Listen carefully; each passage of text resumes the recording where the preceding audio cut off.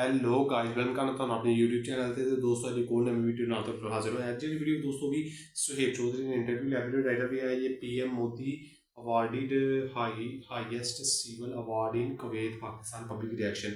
Video title ਜੇ ਤੁਸੀਂ ਚਾਹੁੰਦੇ ਤਾਂ ਕਿਸੇ ਕਮੈਂਟ ਵੀ ਤੇ ਮੈਂ ਰੱਖਣਾ ਮੌਜੂਦ ਇਸ ਕਰਨਾ ਵੀਡੀਓ ਲਿੰਕ ਲੈ ਕੇ ਮੈਨੂੰ ਬਾਅਦ ਤੋਂ ਇੰਸਟਾਗ੍ਰਾਮ ਤੇ ਭੇਜਣਾ।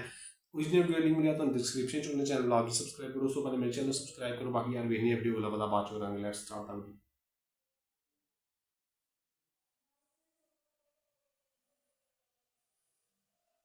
बरतानिया टूटा, बरतानिया ने ब्रेस्गीर से कब्जा छोड़ा, वो उसका जो मोजब था वो था हिटलर। हिटलर ने इतना कमजोर कर दिया था बरतानिया को और इतना कर्जे में आ गया था वो अमेरिका के, और इतनी उसकी वार तबाह बर्बाद हो गई थी कि उसका कंट्रोल रखना मुश्किल हो गया था अपने मुल्क में, इसलिए वो छोड़ के गया। वरना वो छोड़ के जाते ब्रेस्गीर सब कंटिनेंट उनकी सोने की चिड़िया थी, यहाँ से सारी जनाज हर चीज वो अपने मुल्क में लेके जाते थे। इसमें मौजूदा सूरत लिया गजवा हिंद की बजाय गजवा पाकिस्तान चल रहा है, गजवा सिंध चल रहा है। सिंध में प्रोटेस्ट चल रहे हैं, बलोचिस्तान में जो प्रोटेस्ट चल रहे हैं, केपीके में प्रोटेस्ट चल रहे हैं। आपको पता है अभी आज की खबर है, पाकिस्तान गवर्नमेंट ये कह रही है कि भाई टीटीपी ने अटैक किया है, जिसमें 16 के करीब पाकिस्तानी फौजियों की जानें चली गई है, 8-10 के करीब जख्मी हो गए हैं। क्या वजह है? एक साइड पे वो इंडिया जिसे आप ये कह रहे हैं हिंदू है, ये है, वो मुसलमानों के साथ सिंसियर नहीं, वो जाके इजिप्ट, वो जाके सऊदी अरेबिया, वो जाके कुवैत में डील्स कर रहे हैं, प्रोजेक्ट कर रहे हैं, रिलेशन बेहतर कर रहे हैं। दूसरी साइड पे पाकिस्तान अफगानिस्तान आपस में लड़ रहा है। मैं मोहम्मद यूनुस साहब को कहता हूँ कि आप बांग्लादेश के जो उनके चीफ एग्जीक्यूटिव हैं, आप परेशान ना हो।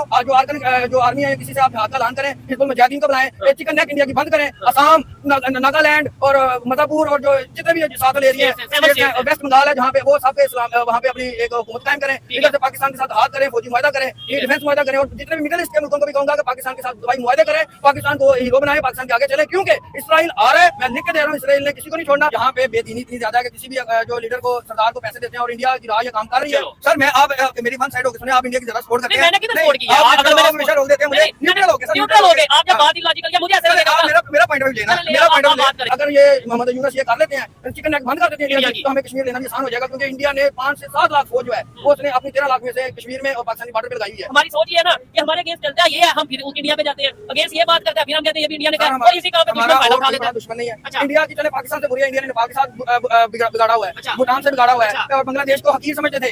ये बांग्लादेश क्यों इंडिया से दूर हुए हैं? उनको गुलाम समझते थे, उनको हकीर समझते थे। और इसके अलावा और जितने भी इंडिया के छोटे छोटे मुल्क हैं पाकिस्तान समेत, इनको सब हकीर जानते हैं। इंडिया की पॉलिसी गलत है। मैं इन हिंदुओं के खिलाफ नहीं हूँ। वो जो मेजर गौरव है वो भी हर वक्त पाकिस्तान के, उनकी जो वीडियो देख रहे हैं पाकिस्तान के खिलाफ है, पाकिस्तान मंगता मुल्क है, पाकिस्तान बता लेता है भाई इसने कर्जा वापस करना है।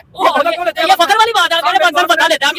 जुजिया था जिस इलाके में मुसलमान फौज जाती थी, वो जुजिया यानी पाकिस्तानी से पूरी दुनिया से पता ले रहा है। बिल्कुल उनको दुनिया दे रही है। इसराइल वो श्रीलंका को क्यों नहीं करता देता, नेपाल को क्यों नहीं देता, पाकिस्तान लेता है। ये सारे कह रहे हैं कि हम बता लेते हैं।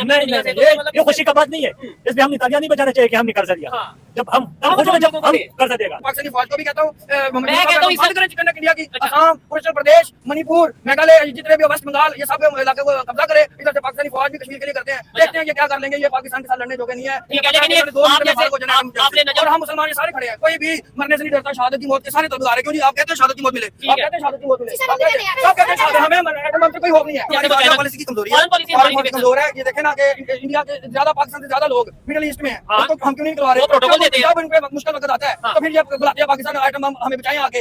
अब आना ये वक्त आ जाना है, क्योंकि जितने इस वक्त हमारे जो फलस्तीनी शहीद हुए हैं ना, कोई भी नहीं मिडिल ईस्ट के, किसी को लोग ने इनका साथ नहीं दिया, तो ये आग उनके घर तक आनी है। ये बच्चा ने कुछ कहा क्या? पाकिस्तान ने भी साथ नहीं दिया। देखिए छोटा सा बच्चा कह रहा है आपका जवाब तो मिल गया, वो कह रहा है पाकिस्तान ने भी जवाब साथ नहीं दिया। आना तो भाई हमने तो देना ना, कब देना है? हमारे खुरासा का लश्कर होना है। फलस्तीन खत्म हो जाएगा तो पाकिस्तान जवाब देगा, साथ देगा। जी तो दोस्तों, मैं हूं सुहेब चौधरी और आप देख रहे हैं मेरा और आपका YouTube channel real entertainment TV. आज हमारे साथ मौजूद है एडवोकेट साहब, जिनसे पहले भी एक तो वीडियो हमने की है, बड़ी सख्त अंदाज में ये बात करते हैं। लेकिन आज एक ऐसा टॉपिक लेकर आए हैं जिसमें शायद इनके पास जवाब नहीं होगा, क्योंकि हमें ये बताया जाता है, इन्होंने भी अपने प्रोग्राम में ये कहा कि जी भाई इंडिया के जो प्राइम मिनिस्टर है मुसलमानों के खिलाफ है, मुस्लिम कंट्रीज के खिलाफ है। लेकिन देखने में आता है कि इंडिया के प्राइम मिनिस्टर कुवैत के विजिट पे गए, वहां पे बड़ा प्रोटोकॉल मिल रहा है। फुटबॉल मैच की जो ओपनिंग सेरेमनी है वहां पे मेहमान खसूसी के तौर पर बुलाया जा रहा है। कभी सऊदीया हाईएस्ट सिविल अवार्ड देता है, कभी कतर से हाईएस्ट सिविल अवार्ड मिलता है, कभी इजिप्ट से हाईएस्ट सिविल अवार्ड मिलता है। इसके ऊपर बात करेंगे। दूसरी साइड पे पाकिस्तान और अफगानिस्तान दोनों इस्लामिक कंट्री है, लेकिन कभी टीटीपी यहाँ पे अटैक करती है। अभी आज की खबर है कि 16 पाकिस्तानी फौजियों की जानें चली गई, 8-10 के करीब जख्मी हो गए। क्या वजह है कि हम दो नेबर होने के बावजूद, दो मुस्लिम अफगानिस्तान और पाकिस्तान होने के बावजूद आपस में लड़ रहे हैं, या कि जिसे हम ये कहते हैं कि वो इस्लाम या मुसलमानों के खिलाफ है, उसकी मुसलमानों से नहीं बनती, वो जाके हाईएस्ट सिविल अवार्ड ले रहा है। जी अस्सलाम वालेकुम। वालेकुम अस्सलाम। कैसे हैं आप? अल्हम्दुलिल्लाह, अपना क्या हाल है? मैं भी ठीक ठाक। क्या कहना चाहेंगे कि आप जो मैंने आपको टॉपिक बताया अभी डिस्कशन के हवाले से, क्या समझते हैं कि इंडियन प्राइम मिनिस्टर वहाँ पे गए हैं, कुवैत में गए हैं, बड़ा प्रोटोकॉल मिल रहा है, इस्लामिक कंट्री क्यों इतना प्रोटोकॉल दे रहे हैं? बिस्मिल्लाहिर्रहमानिर्रहीम। सबसे पहले मेरा पूरा तारुफ कराया करें। मोहम्मद इनाम अब्बास राना एडवोकेट, ऑल पाकिस्तान लहर एसोसिएशन का सीनियर वाइस प्रेसिडेंट हूं मैं। ठीक है। और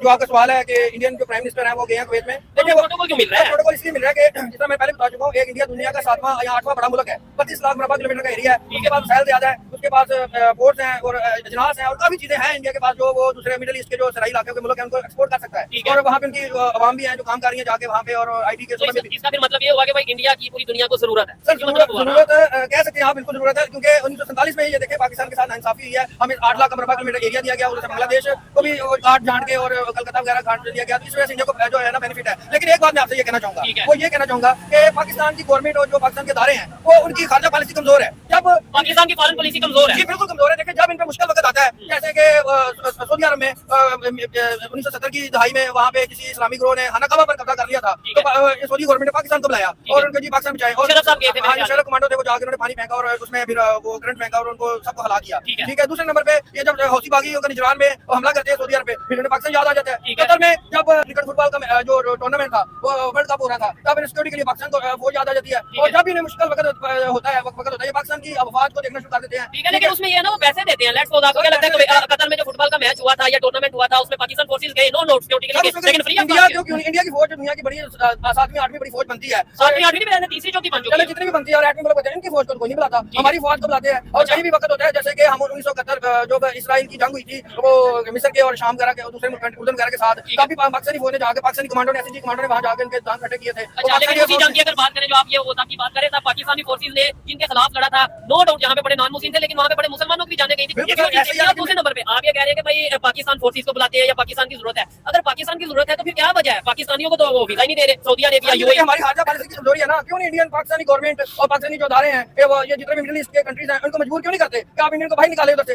जो सऊदी अरब में है, जो कतर में है, जो यूएई में है, जो जिन कंट्रीज में उनको बाहर निकाल के पाकिस्तान की जो अवाम है उनको एडजस्ट करें। पैसे लोग कहते हैं जी जरा मुआवजे के खत्म हो रहे हैं, एड चाहिए हमें, जनाब IMF चाहिए। ठीक है, पाकिस्तान की जितने इनको मजबूर करे इनकी गवर्नमेंट को, पाकिस्तानी लेबर लें, पाकिस्तान की जो पाकिस्तानी लोगों को या पाकिस्तान के जितने नौजवान हैं ठीक है वहां से निकाले। नहीं, वो कैसे निकाल दे? मैंने दुबई का यूएई का विजिट किया, वहाँ पे मैनेजमेंट पोस्ट पे या मैनेजमेंट सीट्स के ऊपर सारे इंडियंस बैठे हैं। अगर सऊदीया की बात कर ले, वहाँ पे मैनेजमेंट सीट्स के ऊपर आप देखिएगा नेट पे जाके कौन बैठे। मैं कहता हूँ सऊदीया यूएई को एक मिनट के लिए छोड़े, इंटरनेशनल लेवल पे आप देख लेंगे जितनी भी बड़ी बड़ी मल्टीनेशनल कंपनीज हैं उनको मैनेज कौन कर रहा है, उनके सीईओ कौन है? आपके कहने से, मेरे कहने से, इधर मैं भी कह रहा हूँ सब इंडियंस को सऊदीया से निकाल दो, दुबई से, यूएई से निकाल दो, मैं कहता हूँ कुछ भी नहीं होना, कभी भी नहीं ऐसा पॉसिबल होगा। बात कर रहा हूँ देखिए, और इनके अलावा पूरी दुनिया में जो मुसलमान है वो जिनके पढ़े लिखे लोग मर गए हैं, जब इन मुल्कों में मैं बताना चाहता हूँ, सऊदी अरब को, कतर को, यूएई को, जब इन पे मुश्किल वक्त आना है तो यही जो इंडिया के अवाम ने उनके खिलाफ हथियार उठा लेने हैं, और उनका जैसे 1857 की जंग आजादी को किसने कामयाब नहीं होने दिया? हिंदुओं ने कामयाब नहीं होने दिया, उस वजह से नहीं कामयाब होने दिया। इन्होंने जाके मुखबियां की अंग्रेजों को, सिखों ने इनके खिलाफ जंग लड़ी, वरना उसी वक्त जिस तरह मुसलमानों की मजबूती, बहादुर शाह जफर की फौज मजबूती वक्त मजबूत था, उन्होंने अंग्रेजों का सफाया कर देना था। लेकिन मीर सादिक, मीर जाफर, ये पहले की बात है, ऐसे हम ये नहीं कह सकते कि भाई उधर से ऐसा हुआ, इधर से ऐसा हुआ। अगर हम आजादी जंगे आजादी की भी चले, आपने स्टार्ट किया, मैं स्टार्ट कर लेता हूँ। मुझे बताएं कि कितने हीरो से जो हिंदू थे, जो सिख थे, कितने हीरो से जिन्होंने आजादी की जंग में मुसलमान थे, मतलब जिन्होंने पार्टिसिपेट किया। नो डाउट मुसलमानों ने भी किया, सिखों ने भी किया, हिंदुओं ने भी किया। की जंग तो लड़ी मुसलमानों ने थी।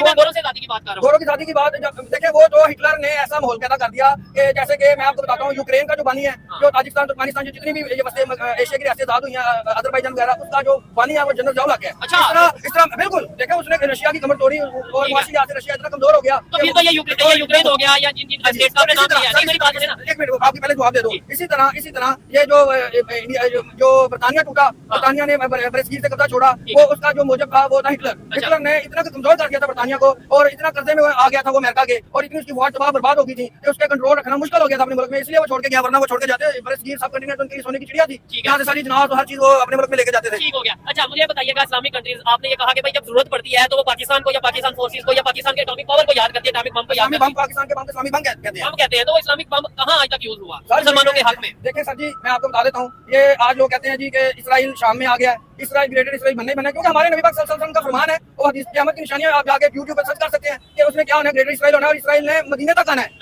फिर ये हरासा से, यानी मदीने को भी कब्जा कर लेंगे, आ जाएंगे हरासा से, खुरासान से, ये खुरासान में आता है ईरान, अफगानिस्तान और पाकिस्तान।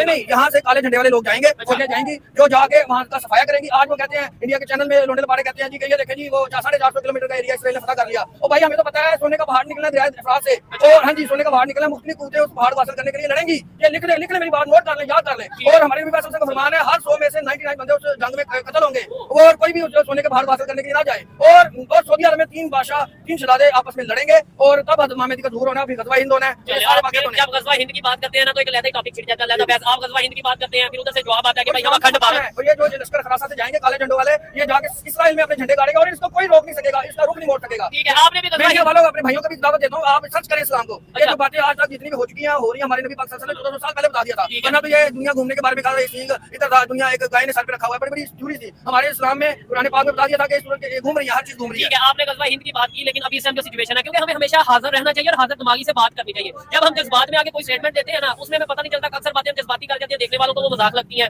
मैं कहता हूँ इस टाइम मौजूदा सूरत हाल गज़वा हिंद की बजाय गज़वा पाकिस्तान चल रहा है, गज़वा सिंध चल रहा है। सिंध में प्रोटेस्ट चल रहे हैं, बलोचिस्तान में जो प्रोटेस्ट चल रहे हैं, केपीके में प्रोटेस्ट चल रहे हैं। आपको पता है अभी आज की खबर है, पाकिस्तान गवर्नमेंट ये कह रही है कि भाई टीटीपी ने अटैक किया है, जिसमें 16 के करीब पाकिस्तानी फौजियों की जानें चली गई हैं, 8-10 के करीब जख्मी हो गए हैं। क्या वजह है? एक साइड पे वो इंडिया, जिसे आप ये कह रहे हैं हिंदू है, ये है, वो मुसलमानों के साथ सिंसियर नहीं, वो जाके इजिप्ट, वो जाके सऊदी अरेबिया, वो जाके कुवैत में डील्स कर रहे हैं, प्रोजेक्ट कर रहे हैं, रिलेशन बेहतर कर रहे हैं। दूसरी साइड पे पाकिस्तान अफगानिस्तान आपस में लड़ रहा है। मैं कहता हूँ इस बात का अगर मुझे जवाब मिल जाए ना, तो यकीन माने मेरे दिल को सुकून आ कि हमारे मुल्क में इदारों की कोई कमी नहीं है। यहाँ पे बेदीनी इतनी ज्यादा है कि किसी भी जो लीडर को, सरकार को पैसे देते हैं और इंडिया की राह ये काम कर रही है। सर मैं आप मेरी वन साइड हो गई, आप इंडिया की ज्यादा सपोर्ट करते हैं। मैंने किधर सपोर्ट किया? अगर मैं हमेशा रोक देते हैं मुझे, न्यूट्रल हो गए, न्यूट्रल हो गए आप। जब बात इलॉजिकल है, मुझे ऐसा लगेगा मेरा पॉइंट ऑफ व्यू लेना, मेरा पॉइंट ऑफ व्यू ये देखिए, जैसे अपना इमरान खान की हुकूमत नहीं बन सकी और शहबाज शरीफ की बनी है, वो बनी है, तब से ये खारजी ज्यादा ही बढ़ रहे हैं। आए दिन पाकिस्तानी फौज पे हमला हो रहा है, उधर से बलोचिस्तान में पाकिस्तान पे इनको कौन सपोर्ट कर रहा है? इंडिया राह सपोर्ट कर रही है। नहीं, अगर मैं कहता हूं इसलिए मुझे इलॉजिकल बात करती है, एक मिनट के लिए मैं मान लेता हूं कि राह सपोर्ट कर रही है, इंडिया सपोर्ट कर रहा है, तो ये मेरा काम है ना, यानी मेरी गवर्नमेंट और मेरे इदारों का काम है कि अपने घर को महफूज करना। कि भाई आप ये बिल्कुल कह रहे हैं, लेकिन इदारों ये हमारी फौज उन पर हमला करके उनको हटा रही है। कितनी बहस हुई है, कितनी ऐसी हुई है, जैसे हमारे मुसलमान फौजियों ने, पाकिस्तानी फौज ने उनको पाकिस्तान से निकाल किया और उनको मजबूर नहीं होने दिया। यही बात मैं मोहम्मद यूनुस साहब को कहता हूँ कि आप बांग्लादेश के जो चीफ एग्जीक्यूटिव है, आप परेशान ना हो, जो आर्मी है किसी से आप हाथ का ऐलान करें, हिजबुल मुजाहिदीन को बुलाएं, चिकन नेक इंडिया की बंद करें, असम, नागालैंड और मणिपुर और जो जितने भी साथ एरिया है, वेस्ट बंगाल है, जहाँ पे वो सब वहाँ पे अपनी एक हुकूमत कायम करें, इधर से पाकिस्तान के साथ हाथ करें, फौजी मुआहदा करें, डिफेंस मुआहदा करें, और जितने भी मिडिल ईस्ट के मुल्कों को भी कहूंगा कि पाकिस्तान के साथ दवाई मुआहदे करें, पाकिस्तान को हीरो बनाए, पाकिस्तान के आगे चले, क्योंकि इसराइल आ रहा है। मैं लिख के दे रहा हूँ, इसराइल ने किसी को नहीं छोड़ना और हमारी इस्लाम में भी प्रेडिक्शन है क़यामत की निशानियों में सब कंट्रीज को तबाह कर देगा। इसराइल जनाब शाम को, लिबिया को, ये ईवन के ईरान को और सऊदी अरब तक आ जाएगा। तो ये पाकिस्तान दफाई मुआहदा करे, क्योंकि हरासा हमारा एरिया और हमारी फौजों ने जाना है और जाके इसराइल का मुंह तोड़ जवाब देना है। और इसी तरह मैं कहूंगा अगर ये मोहम्मद यूनुस ये कर लेते हैं, चिकन नेक बंद कर देते हैं इंडिया की, तो हमें कश्मीर लेना भी आसान हो जाएगा, क्योंकि इंडिया ने 5 से 7 लाख फौज जो है वो उसने अपनी 13 लाख में से कश्मीर में और पाकिस्तानी बॉर्डर पे लगाई हुई है। अच्छा, उसकी अपना एरिया बंद होगा। आपने सारी बातें सुनी, मुझे बताइए चिकन नेक आप जो बात कर रहे हैं, जो 8-10-15 किलोमीटर का रास्ता है इंडिया का, ठीक है, वो अगर वो रास्ता बांग्लादेश बंद कर देता है तो इंटरनेशनल जो रूल्स हैं उसकी खिलाफवर्जी हो जाएगी। और सेकंडली मैं कहता हूं वो कर भी देता, बंद कर देता है। आपको लगता है कि भाई पाकिस्तान 1971 में इंडिया के सामने उस तरीके से नहीं टिक पाया था, बांग्लादेश टिक पाएगा? आपके ख्याल से? मेरी बात सुने, 97 में अगर टिका हान होता, अच्छा, अगर बांग्लादेश में टिका हान होता, मैं गर्व से कहता हूँ, तो ये बांग्लादेश नहीं बनना था। अच्छा। वो जनरल एक नियाजी था, वो एक ठंडे मिजाज का जनरल था और वो कहता था मैंने कत्ल गारत नहीं करनी, ना मुसलमान किसी मुसलमान फौजी को भी नहीं मरने देना, ना किसी वहाँ पे हमने। और इसका नतीजा ये हुआ 53 साल बाद आज बांग्लादेश की आवाम को समझ आ गया, गवर्नमेंट को समझ आ गई है और पाकिस्तान को अपना बड़ा भाई मानते हैं और उनके साथ दफाई मुआहदे कर रहे हैं। कल भी मोहम्मद यूनुस से शहबाज शरीफ साहब से मिले हैं, उन्होंने कहा है कि हम सारी बातें बुलाना चाहते हैं, जैसे कि सीना वाले कहती थी हम माफी मांगे, उन्होंने कहा हर बातें बुला के हम दफाई मुआहदे में आगे जाना चाहते हैं। और पाकिस्तान से जैसे ये, और एक और चीज बता दूं, ये जो आज यूएस से पाकिस्तान के मिसाइलों पे कह रहा है, ये पाबंदी लगा रहा है, इसलिए कह रहा है कि इंडिया ने जब जाके दोबारा चाइना की गोद में बैठ गया इंडिया, वो बांग्लादेश की वजह से उसे पता है कि चिकन नेक बंद होनी है, तो उसमें चाइना का भी किरदार होना है। आज वो सारी जिंदगी चाइना को गलत कहना, बुरा कहने के बाद चाइना की गोद में बैठ गया जाके इंडिया। तो सर मेरी बात सेठी साहब का आप तजिया सुने, उन्होंने 100% सही कहा है कि इंडिया ने ही अमेरिका को मजबूर किया है उसको। सर मैं नहीं कह रहा, मैं एक व्यू आपको मैं इसलिए कह रहा हूं कि ये एक फैक्ट वो हमारे पाकिस्तान के सबसे हरदिल अजीज है और वो तजियाकार है। उन्होंने कहा कि इंडिया ने यूएसए को बोला, क्योंकि यूएसए ने कहा कि भाई हम तो आप चाइना के खिलाफ खड़ा करना चाहते हैं, हम तो आपकी तरह का गुंडा बनाना चाहते हैं, बदमाश बनाना चाहते हैं, आप चाइना के नीचे जाके लगे। सवाल का जवाब दीजिएगा। आप ये कह रहे हैं कि भाई जो अमेरिका पाकिस्तान के ऊपर सैंक्शंस या पाबंदियां लगा रहा है मिसाइल की रेंज को लेके, वो इंडिया ने बोला है। और ये नजम सेठी उनकी अपनी ओपिनियन है, वो एक जर्नलिस्ट है, एक एनालिस्ट है, उनकी अपनी ओपिनियन है, अपनी ओपिनियन है। 99% जो है ना सच है। चलिए वो देखते हैं। मेरा भी इस फील्ड में 4 साल ऑलमोस्ट मुझे स्टडी करते हैं और फिर बड़ी डीपली इंटरनेशनल पॉलिटिक्स को देखते हो गए। मुझे बताएं इंडिया को क्या जरूरत है ये कहने की कि पाकिस्तान के लॉन्ग रेंज मिसाइल के ऊपर पाबंदी लगाए? मैं ये कह रहा हूं, मैं पाकिस्तान ये बात कर रहा हूं कि भाई इंडिया का कोई ऐसा एरिया नहीं है जो इस टाइम भी पाकिस्तान के पास मिसाइल मौजूद है। मेरी बात को ध्यान दें, पाकिस्तान के पास जो मिसाइल मौजूद है इंडिया के किसी भी एरिया तक वो पहुंच सकते हैं। जब इंडिया के एरिया तक वो पहुंच सकते हैं, फिर इंडिया को क्या जरूरत है लॉन्ग रेंज? वो भाई इसराइल की बात करें, हम हमेशा हमारी सोच ये है ना कि हमारे अगेंस्ट चलता है ये है, हम फिर इंडिया पे जाते हैं, अगेंस्ट ये बात करते हैं, फिर हम कहते हैं ये भी इंडिया ने कहा, और इसी काम में दुश्मन फायदा उठा लेता है। दुश्मन नहीं है अच्छा। इंडिया की, चले पाकिस्तान से बुरी है, इंडिया ने नेपाल के साथ बिगाड़ा हुआ है, भूटान से बिगाड़ा हुआ है, और बांग्लादेश को हकीर समझते थे। ये बांग्लादेश क्यों इंडिया से दूर हुए हैं? उनको गुलाम समझते थे, उनको हकीर समझते थे। और इसके अलावा और जितने भी इंडिया के छोटे छोटे मुल्क हैं पाकिस्तान समेत, इनको सब हकीर जानते हैं। इंडिया की पॉलिसी गलत है। मैं इन हिंदुओं के खिलाफ नहीं हूँ, मैं हिंदुओं को कहता हूँ कि ये दीन के मरीज है, ये हमारे इनको अलगी उतार को पढ़ ले जाके और समझे कि हमारे नबी पाक सल्लल्लाहु अलैहि वसल्लम के बारे में सारी निशानियां पूरी होती हैं कि उनकी वालदा का नाम कौन होगा, और जो मसीहा की किताबों में लिखा हुआ है, संस्कृत में लिखा हुआ है। मैं भी थोड़ी साथ बात करूंगा ना, आप हमदर्दी है। क्यों देखें मेरी बात सुने, इंडिया वालों को मैं कहूंगा एक मिनट करने दे, क्यों इंडिया से सिख बने हैं, सिख मत पैदा हुआ है हिंदुओं से क्यों हिंदुओं से ये ईसाई पैदा बने हैं, क्यों मुसलमान हुए हैं और भी दूसरे मज़ाहिब में लोग आए हैं, इवन के बुद्ध मत बने हैं, क्योंकि इंडिया का मजहब जो है वो थोड़ा सा वीक है और बिल्कुल हट गया। आप देखिए इसराइल आपका दोस्त है, वो भी अल्लाह को एक मानते हैं, हज़रत दाऊद अलैहिस्सलाम को अल्लाह का नबी मानते हैं, ये चीज नहीं है ईसा अलैहिस्सलाम मानते हैं। भाई आप लोग समझ नहीं आती आप लोगों आपको आइडिया है कि इस टाइम कितने लोग कि आप गूगल पे जाके सर्च करिएगा सबसे तेजी से फैलता हुआ मजहब इस्लाम है। आप एक दफा जाके दोबारा सर्च करिएगा जो वो मजहब जिसे पाकिस्तान में हम नाम नहीं ले सकते एथिस्ट, ठीक है, वो जितनी तेजी से फैल रहा है। देखिए हमें सबसे ज्यादा फैक्ट फैलने के ऊपर वाला, बात करने की आप अभी जरूरत है। सर्च कर ले, गूगल पे सर्च कर ले, सबसे ज्यादा फैलने वाला मजहब इस्लाम है। अच्छा। उसके बाद कोई दूसरे चले मजहब मजहब के ऊपर तो हम उस तरीके से नहीं बात करते, वो तो इंटरनेट पे या हर एक अपनी अपनी ओपिनियन, आप किसी को कुछ कहते हैं किसी को कुछ कहते हैं। मैं आता हूँ हम पॉलिटिक्स के ऊपर बात करते हैं। क्या वजह है कि भाई इसराइल को हम पॉइंट आउट उस तरीके से नहीं कर पाते? अभी ये ओपन सीक्रेट है कि भाई इंडिया को जरूरत नहीं है कि हमारे लॉन्ग रेंज मिसाइल को रोके, उनके तो हर सिटी में हमारा मिसाइल जा सकता है, इंडिया को क्या जरूरत है? 23 मार्च 2024 को ही जब परेड हुई है ना, परेड, तब ये इन्होंने अवाबील का तजर्बा किया, शाहीन 3 का किया, तब से इंडिया की नींदें हराम हो चुकी हैं। अवाबील मिसाइल ऐसा है कि जो एक वक्त में 6 एटम बम जो है ना मुख्तलिफ टारगेट पे। ਲੋ ਜੀ ਦੋਸਤੋ, ਐਸੀ ਅੱਜ ਦੀ ਵੀਡੀਓ ਉਮੀਦ ਕਰਨਾ ਤੁਹਾਨੂੰ ਪਸੰਦ ਆਈ। ਕਾਫੀ ਕਮਾਲ ਦੀ ਵੀਡੀਓ ਹੋਈ ਤੇ ਜਿਹਦੇ ਵਿੱਚ ਉਹਨਾਂ ਪਾਕਿਸਤਾਨੀ ਪਬਲਿਕ ਦਾ ਰਿਐਕਸ਼ਨ ਲਿਆ ਸੀ। ਆਈ ਥਿੰਕ ਉਹਨਾਂ ਨੇ ਹਾਈਪਰਟੋਨਿਕ ਮਿਜ਼ਾਈਲ ਬਣਾਉਂਦੇ ਨੇ ਇੰਡੀਆ ਤੋਂ, ਉਹਦੇ ਰਿਲੇਟਿਡ ਪਾਕਿਸਤਾਨੀ ਪਬਲਿਕ ਦਾ ਓਪੀਨੀਅਨ ਲਿਆ ਕਿ ਤੁਸੀਂ ਇਹਦੇ ਬਾਰੇ ਕੀ ਸੋਚਦੇ ਹੋ। ਤੇ ਉਮੀਦ ਕਰਨਾ ਤੁਹਾਨੂੰ ਇੰਟਰਵਿਊ ਪਸੰਦ ਆਇਆ ਹੋਵੇ। ਜੇ ਤੁਸੀਂ ਤੁਹਾਨੂੰ ਵੀਡੀਓ ਪਸੰਦ ਆਈ ਹੈ ਤੇ ਚੈਨਲ ਨੂੰ ਸਬਸਕ੍ਰਾਈਬ ਕਰਕੇ ਵੀਡੀਓ ਲਾਈਕ ਕਰੋ। ਤੇ ਜੇ ਤੁਸੀਂ ਚਾਹੁੰਦੇ ਹੋ ਤੁਹਾਡੀ ਕਿਸੇ ਰਿਕਮੈਂਡਡ ਵੀਡੀਓ ਤੇ ਮੈਂ ਰਿਐਕਸ਼ਨ ਦੇਵਾਂ, ਉਹਦੇ ਲਈ ਤੁਸੀਂ ਕਰਨਾ ਵੀਡੀਓ ਲਿੰਕ ਲੈ ਕੇ ਮੈਨੂੰ ਕਮੈਂਟ ਬਾਕਸ ਵਿੱਚ ਇੰਸਟਾਗ੍ਰਾਮ ਭੇਜ ਦੇਣਾ। विजनल वीडियो लिंक लिया था डिस्क्रिप्शन होने चैनल लाजमी सब्सक्राइब करो। उससे पहले मेरे चैनल सब्सक्राइब करो। बाकी मिलने नेक्स्ट वीडियो के अंदर अपना ख्याल रखो। अल्लाह हाफिज़।